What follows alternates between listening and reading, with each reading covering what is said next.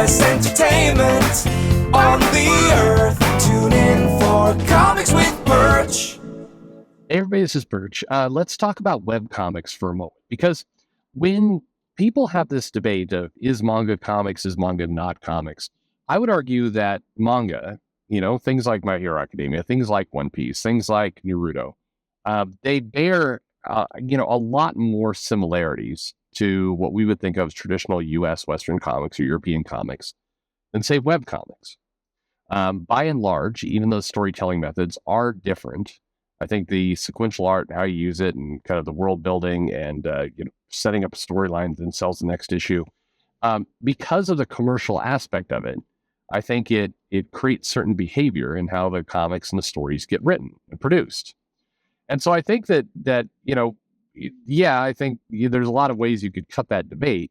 But I think manga and kind of how manga lays out stories is similar to the Avengers, to Justice League, to all the comics that we've known for a long time, particularly when it's in the superhero genre. Of course, when it's not, it's not. But, as much as I joke about it, if you go back and you look at Dick Fight Island, and you look at that series, which we reviewed, the comic had flashbacks, it had kind of plot progression, it had, the characters have some kind of, the protagonist has something that he has to do, and there's there's all these elements to it that feel like how comic storytelling exists.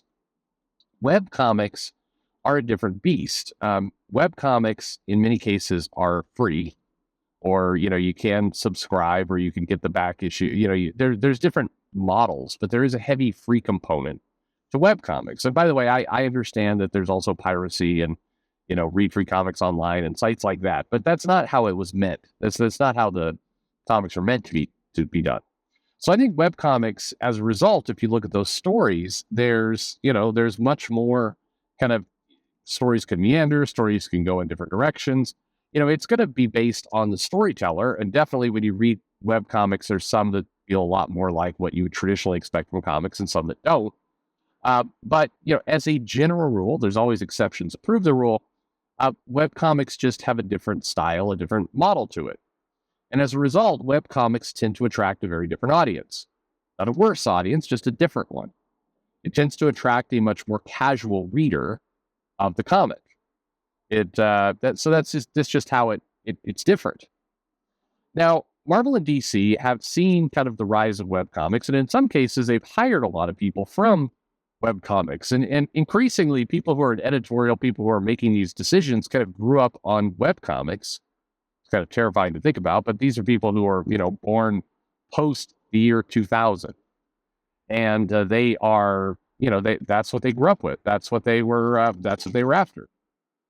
And so as a result, you see several Marvel comics trying to kind of be webcomics in terms of their tone and their feel.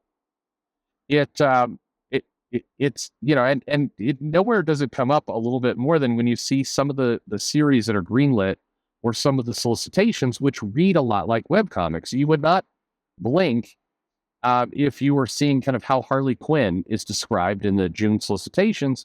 If it was the preview text for a webcomic, it would fit right in. And a lot of the stories, ideas of like, hey, here's Harley and Ivy go out on a date, something wacky happens, and, they don't really ever get to the date, but they just have a lot of kind of meaningful conversations about pizza, and that's just really what happens. That in a certain genre of webcomics, that makes sense. It fits that model.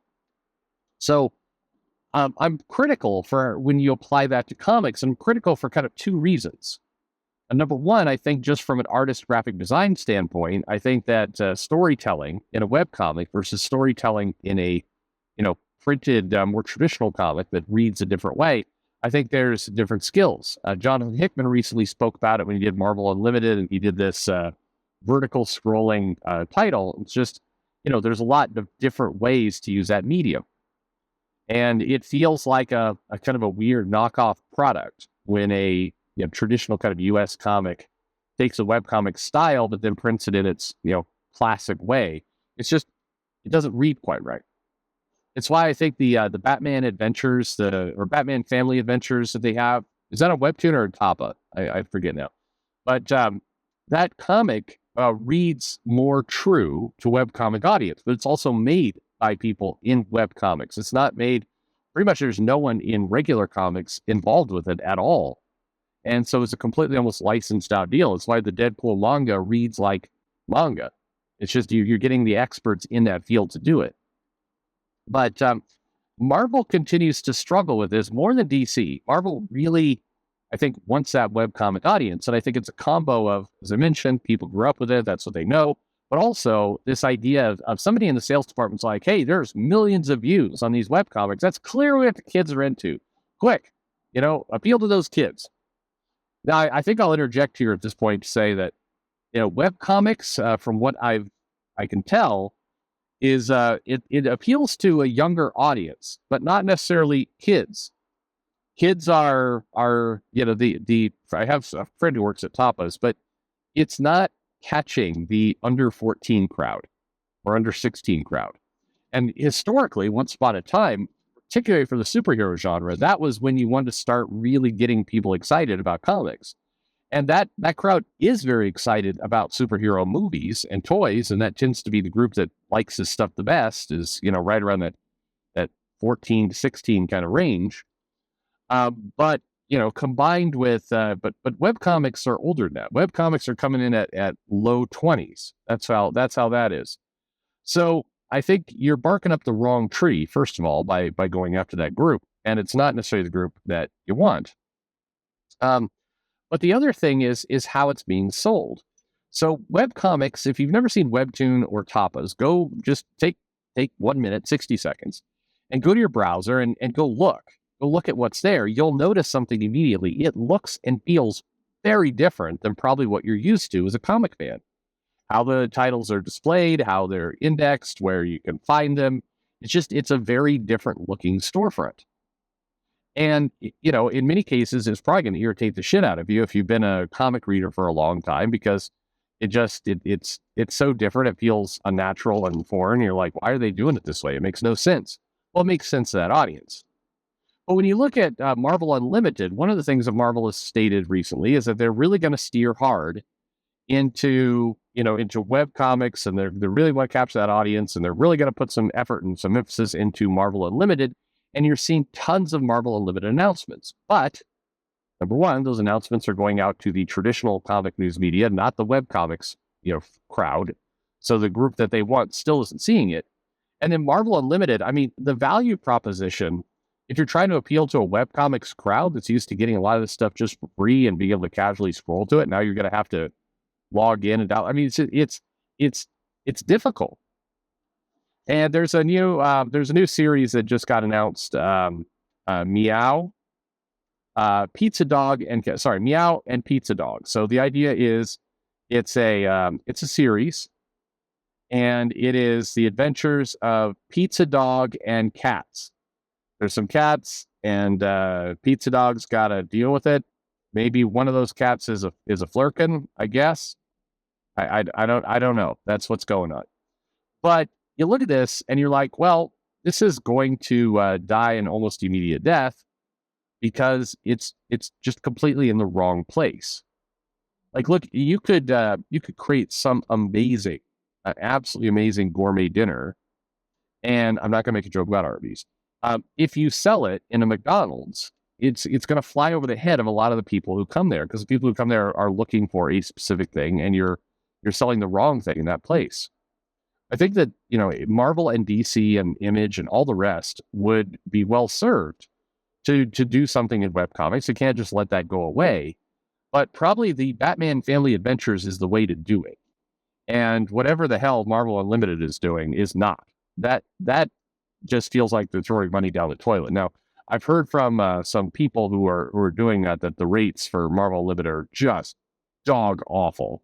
And Marvel's been able to kind of bait people by saying, hey, if you get exposure here, and then you're exposed to the company, and you get the ball rolling. I mean, stop me if you've heard this one before, but like, you get in our system, and getting in our system is super cool, and that's great. So it's going to be okay to take like $600 for this 22, quote unquote page issue, but you're not drawing as many pages. You're doing it all digitally. So, $600, a pretty good deal. You're getting a little bit of money, getting your name out there. It's great for you. It's great. That seems to be the deal that's on the table, but which it's a pretty lousy deal. But anyway, digital comics, I think they're important. I think that the idea of web comics, which is a little bit different from digital comics, web comics, it's good market. But man, you got to apply it differently than you're doing it here. This isn't going to work. And announcing kind of the adventures of Pizza Dog and Cats, or Jeff the Land Shark, or Aaron the Homeless Captain America. I mean, who does that appeal to? It's not. You're people are very quick to go, well, it's not for you. Yeah, it's not for the traditional comic audience. We all get that. That's obvious. But is it for the web comic audience? I don't think so. If you look at what's been successful in web comics and what's really worked there, there tend to be new properties, things that people can come into without a lot of backstory that can just kind of flip on and go. And the idea of like, hey, here's something set in a Marvel continuity with characters that exist inside Marvel, and like Kate Bishop, the girl Hawkeye, is going to show up every now and then, but it's going to be this dog that appeared in Matt Fraction's Hawkeye. Nope. Webcomic viewers are going to be like, all right, too much. No, thank you. I'm going to go over here to the sword and sorcery thing where the animals talk and the people all bark like dogs. That's what I'm into today. And today's issue of the webcomic that's out features them bobbing for apples for 20 pages. That's what's going to be funny for me. I don't need to see a Marvel tie-in with characters. That just and no thank you. You can keep it. That's how a lot of stuff seems to go. Anyway, what do you think? Is this appeal to you? How do you make webcomics work for traditional comic companies? Or is the right answer just kind of license it out? Again, like they did with Deadpool, like they did with the Batman family book, and just stay out of it. Just don't. This is not something you should bring in. You don't know what you're doing. You're just going to waste a lot of time. What do you think? Thanks for listening.